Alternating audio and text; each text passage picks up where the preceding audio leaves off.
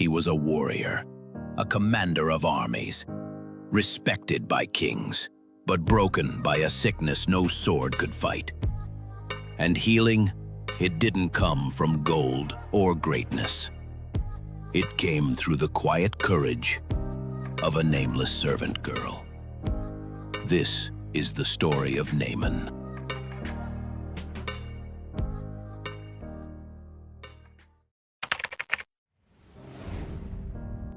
You know, I was just thinking, God doesn't always use kings or prophets to do his biggest work.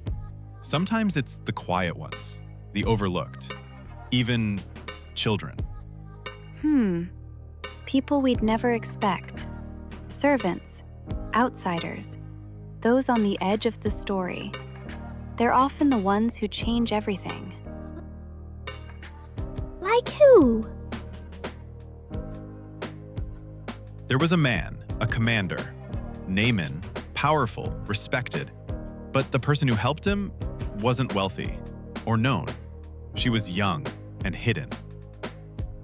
You mean a child? A girl, a servant, taken from her home. She had every reason to stay quiet, but she spoke, and her words, they started a miracle.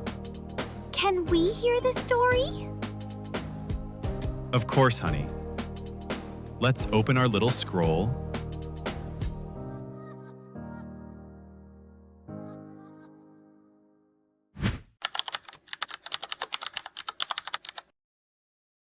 Naaman was a man of war, a commander of armies, a man people saluted, feared, and admired. He wore polished armor, rode a decorated horse, and walked like he belonged beside kings. But beneath the armor was something he couldn't fight: leprosy. In his grand stone house, servants walked quietly. Musicians no longer played. His wife stared at his hands when she thought he wasn't looking. And Naaman, the man who once stood tall in royal halls, now winced at his reflection. Among the servants was a girl, young, captured from Israel during one of Aram's raids. A child far from home, working in silence, mostly unseen. But she had something the palace did not: faith. She had no power, no title, no reason to speak. But when she saw Naaman's wife crying behind the garden wall, she spoke. There is a prophet in Samaria. If only Master Naaman could see him, I believe God would heal him. Her voice was small, but it carried. Naaman's wife, surprised, shared the words. She repeated them carefully, as if afraid to hope. Naaman listened, silent, and then he went to the king. Soon soldiers packed horses, gold, silver, 10 fine garments, a scroll from the king himself, and a caravan left for Israel. On the road, his servants whispered. Some mocked the journey. Others looked worried. But one, an older man with tired eyes, told the girl's story again. The child spoke with no fear. Maybe it's worth listening. They reached Elisha's home. No ceremony, no welcome parade, just a simple house and a door that didn't open. A messenger came out. Go, wash in the Jordan River 7 times, and you will be healed. Naaman's pride cracked. Aren't our rivers better than anything in Israel? Why should I bathe in their mud? He turned away, but then, again, a quiet voice rose. This time, from one of his own men. If the prophet had asked something great, you would have done it. Why not something small? if it might heal you." Naaman paused. For once, he listened, not to kings, but to servants. He turned his horse and headed to the river. One dip, then two, three. Mud swirled. His men watched from the bank, silent, tense. 4,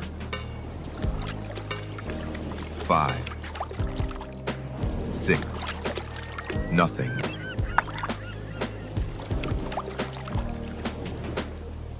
He rose from the water, and his skin was smooth, clean, whole. The commander looked at his hands, then up at the sky, then back to his men, eyes wide with wonder. He returned to Elisha, humbled. He offered gold, garments, gifts. But the prophet refused. So Naaman took something else instead: faith. And it all began with a girl, a child, a servant, forgotten by the world, but not by God. Her voice wasn't loud, but it was bold. And because she dared to speak, a mighty man was healed. God doesn't wait for you to be important to use you. He just needs you to be faithful. Even the smallest voice can echo into a miracle.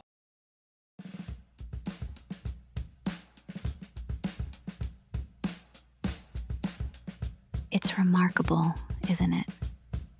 A voice the world didn't even name became the reason a powerful man found healing.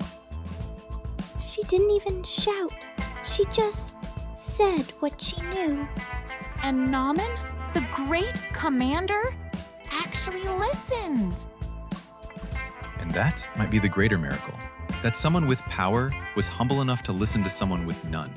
God is always looking for hearts that are willing, not loud, not impressive, not powerful, just faithful.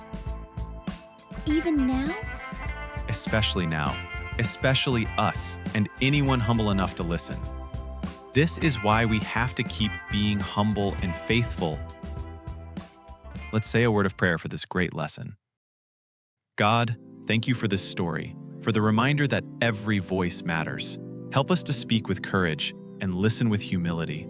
Teach us not to miss your wisdom just because it comes from an unexpected place, and may we always be the kind of people you can use.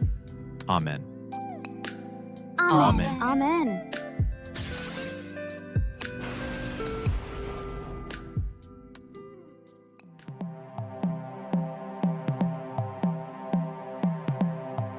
No voice is too small for God to use.